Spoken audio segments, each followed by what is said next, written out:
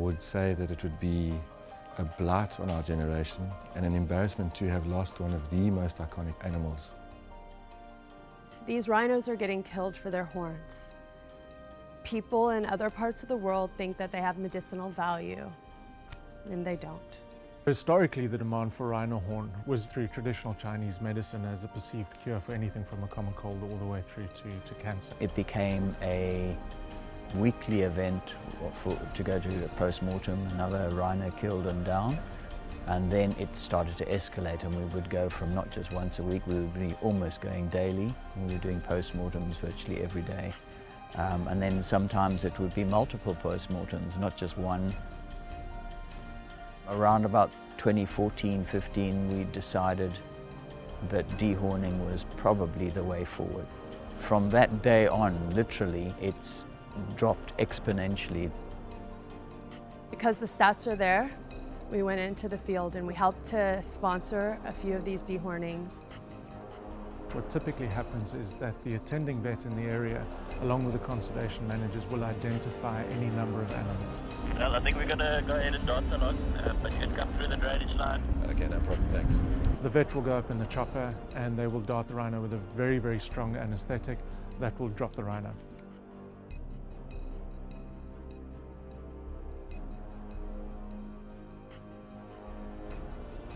At the same time, the ground crew will start to move in around that animal.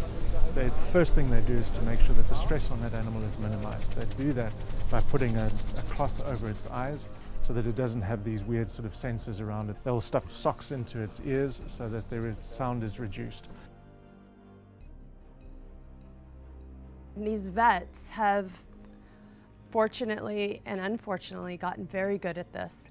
They've only gotten good at it because they've had to do so many. They want to bring her down, but not fully asleep. So she is awake enough to keep her head up, which is really important.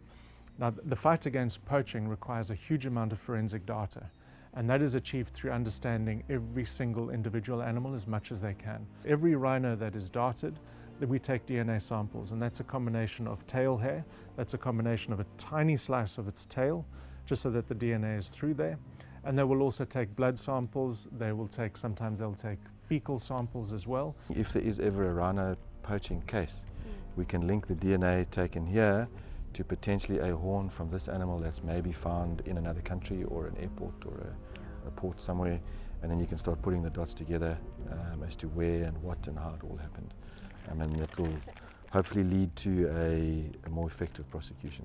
The best way we've found to help give the rhino a fighting chance is to take the horn off as best we can.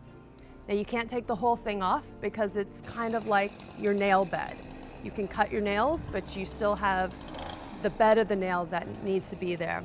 So they measure it up just above that growth plate, and they will cut it off there and they will shape it around so that there is a minimal amount of horn left.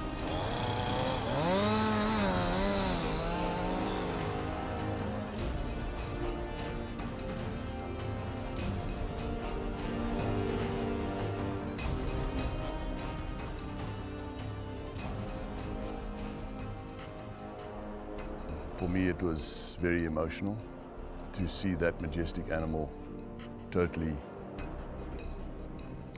at the hands of the dehorning team and to the elements, you know, totally defenseless. And having its beautiful horn removed just so that nobody would kill it. These guys don't kill it, you know. What is important to understand that when we're going through that whole procedure is just the sheer skill of the vets and the team involved. From the time that dart goes in, you can count down, and within 3-4 minutes that rhino is on the ground. Within 15 minutes, once that procedure is done, the antidote is given and that rhino is up and running again. And knowing that actually what we're doing is working, so we've seen an incredible drop in poaching pressure on our reserves. While it's not the solution for the long term, it's certainly a short-term, buy some time solution. And if that 15 or 20 minutes could potentially save her life, you're doing the right thing. Rhinos should have their horns. But if it's saving their lives, it's so much better than having them hacked up, literally. Any rhino horn that is used for any purpose under current international law is done so illegally, and that illegal trade is reliant on the butchering and the slaughtering of animals. In taking away that product that the poaching syndicates want, the dehorning process of rhino has been very effective. But it's not a cheap process. You're going into thousands and thousands of dollars per animal.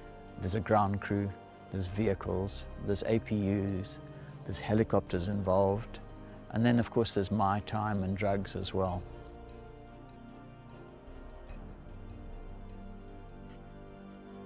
You know, I've always been aware of the poaching crisis. I think it's just something that we've, as South Africans or as people in general, have sort of accepted as the norm.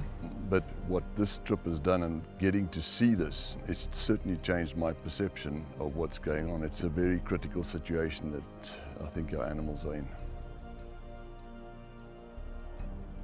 There have been generations before ours that have put massive effort into bringing these rhino back from the brink of extinction in the past.